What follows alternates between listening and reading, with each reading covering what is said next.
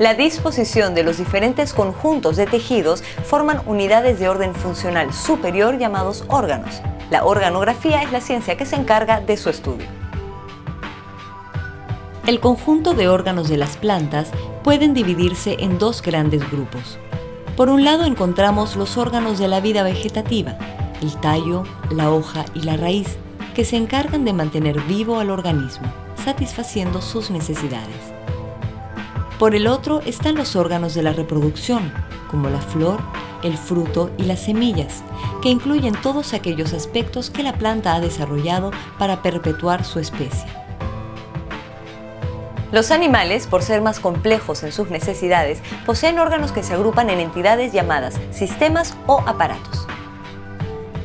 Así encontramos las glándulas, que son órganos compactos destinados a excretar y secretar determinadas sustancias al exterior o al interior del organismo. En los mamíferos son comunes las glándulas sebáceas, las glándulas sudoríparas y las que le dan el nombre a la especie, las glándulas mamarias, con las que las hembras producen nutrientes para sus crías. Los órganos sensoriales son de gran importancia para la subsistencia de los animales dentro de su entorno. Estos se desarrollan mediante la sensibilidad de estímulos que experimentan los animales. Encontramos 4 tipos de sensibilidad en los animales.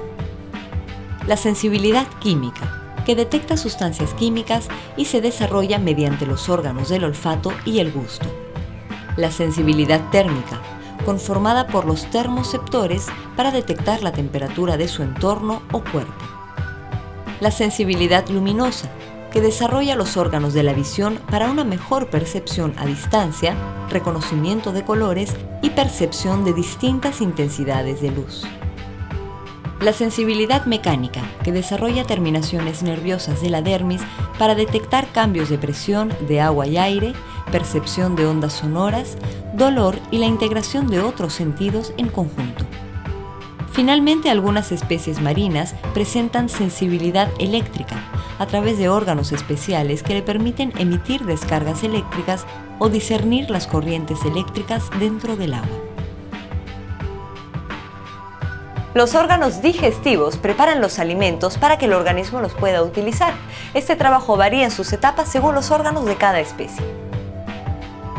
En los animales más sencillos, como las esponjas, el aparato digestivo se ve reducido a una cámara más o menos compleja que absorbe las partículas del agua.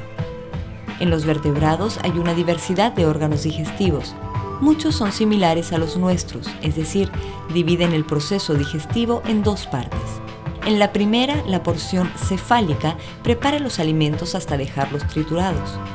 La segunda es la porción del tronco, donde el bolo alimenticio llega al estómago y tiene lugar la digestión en sí. En las aves, en cambio, el bolo pasa primero por el buche para guardar el alimento antes de llegar al estómago. El tamaño de los órganos varía según el tamaño de la especie, su régimen alimenticio y el tipo de alimentos que consumen. El aparato respiratorio es donde residen los órganos encargados de la función respiratoria. Según cada especie y el medio en el que se desenvuelven, estos órganos varían. Entre las especies marinas, algunas emplean el epitelio, mientras que otro grupo de invertebrados y de ciertos vertebrados, como los peces, han desarrollado branquias. En las especies terrestres, el aparato respiratorio está formado por tráqueas y pulmones. En las aves, la cavidad pulmonar se prolonga en los sacos aéreos, que son evaginaciones del tejido pulmonar y no realizan actividad respiratoria, sino que aligeran el peso del animal y facilitan el vuelo. Los aparatos respiratorios más desarrollados poseen una capa de tejido muscular llamada diafragma, que separa los pulmones de la cavidad abdominal, facilitando la entrada y salida de aire en los pulmones. El sistema circulatorio está formado por los vasos sanguíneos y el corazón. En los invertebrados inferiores no existe una circulación diferenciada. En anélidos e insectos, la hemolinfa circula por un gran vaso dorsal hacia el corazón y luego discurre libremente por el interior del cuerpo. En los vertebrados existe una circulación cerrada y órganos apropiados para mantenerla. Así tenemos el corazón, órgano propulsor de la sangre, la cual es conducida mediante las arterias hasta las zonas periféricas del cuerpo para alimentar los tejidos. La sangre ya usada y pobre en oxígeno regresa al corazón desde la periferia, pasando primero por delgados vasos de retorno denominados vénulas y después por las venas.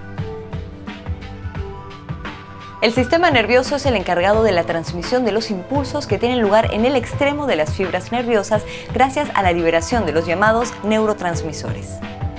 El grado de complejidad del sistema nervioso varía mucho en función del modo de vida de cada animal.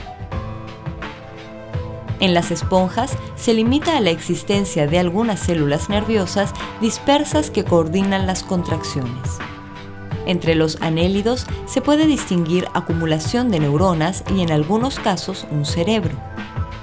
En los artrópodos hay una red nerviosa con un ganglio central de coordinación que les permite realizar actividades de aprendizaje. En los vertebrados, el sistema nervioso se compone de un tubo neural y un cerebro. En los mamíferos consta de un sistema nervioso central ubicado en el encéfalo y la médula espinal, un sistema nervioso periférico, formado por nervios y ganglios, un sistema nervioso autónomo que inerva las vísceras y los órganos de los sentidos.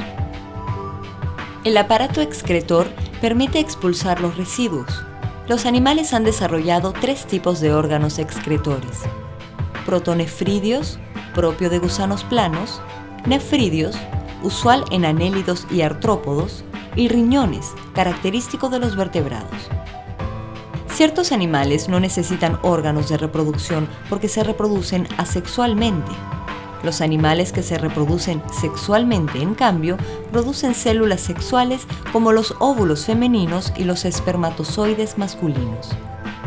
La fecundación se puede dar de forma externa, como en los peces y los oviductos, y de forma interna, como en la gran parte de los mamíferos que engendran sus crías en el vientre.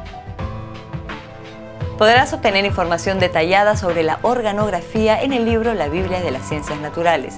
Y si deseas repasar nuevamente esta lección, recuerda que en cualquier momento podrás acceder a este módulo desde el menú principal.